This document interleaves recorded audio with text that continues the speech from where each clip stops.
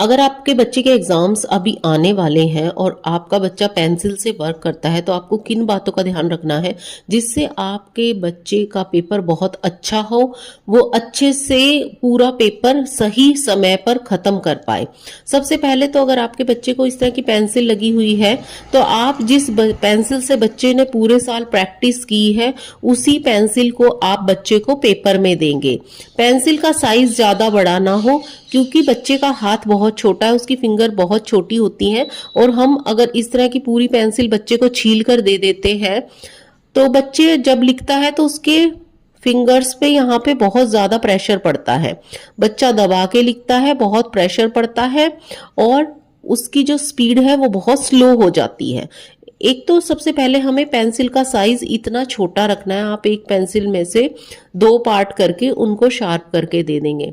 Second point आपको ध्यान रखना है, जो ये टिप है इसको ज्यादा शार्प नहीं करना, इस तरह से थोड़ी सी राउंड होनी चाहिए, ज्यादा पॉइंटेड होगी तो जैसे ही बच्चा रखेगा वैसे ही उसकी टिप टूट जाएगी।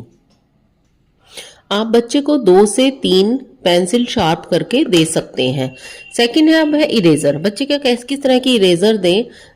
बच्चे को आप नॉर्मल इरेजर दीजिएगा, इस तरह की फैंसी इरेजर आप नहीं दीजिए, बहुत हैवी होती है वेट में और ये सिर्फ प्ले वे के मेथड से बहुत अच्छी है। अगर बच्चा प्ले खेल रहा है, कुछ ड्राइंग बना रहा है घर पे, उसके लिए ठीक है।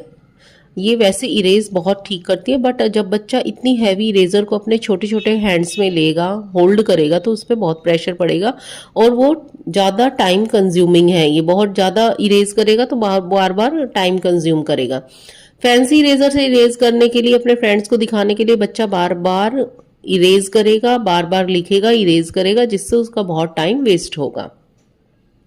थर्ड, आपको सिंपल शार्पनर देना है और बच्चे को शार्प करना सिखाना है। बहुत सारे बच्चे सिर्फ शार्प ही करते रह जाते हैं अपनी पेंसिल को और बहुत टाइम वेस्ट करते हैं। ये आपको बच्चे को पहले ही, एग्जाम से पहले ही इन चीजों की प्रैक्टिस करवा देनी है। इस तरह की इरेजर देने से भी आपको बचना है क्योंकि बच्चा बंद खुल ऐसे ही इसको करने में ही लगा रह जाएगा और बहुत टाइम वेस्ट करेगा। बच्चे की इरेजर का कंडीशन कुछ इस तरह की हो गई है तो आप उसको अच्छे से वॉश करके पहले ही, एग्जाम से पहले ही प्रेपरेशन करके आप बच्चों को दे दीजिएगा। आपको पहले ही ध्यान रखना है, कुछ पेरेंट्स ध्यान रखते हैं, कुछ वर्किंग है तो उनसे कभी कभी मिस हो जाता है, तो पहले ही अपने बच्चे के ज्योमेट्री केस को आप ध्यान से चेक कर लीजिएगा। अगर बच्चे का ड्राइंग का पेपर है तो उसे क्रेयॉन्स या स्केच, जिन भी चीजों की जरूरत है वो आपको पहले ही डाल के दे देनी है। और अगर बच्चे का ड्राइंग का पेपर नहीं है तो आप इस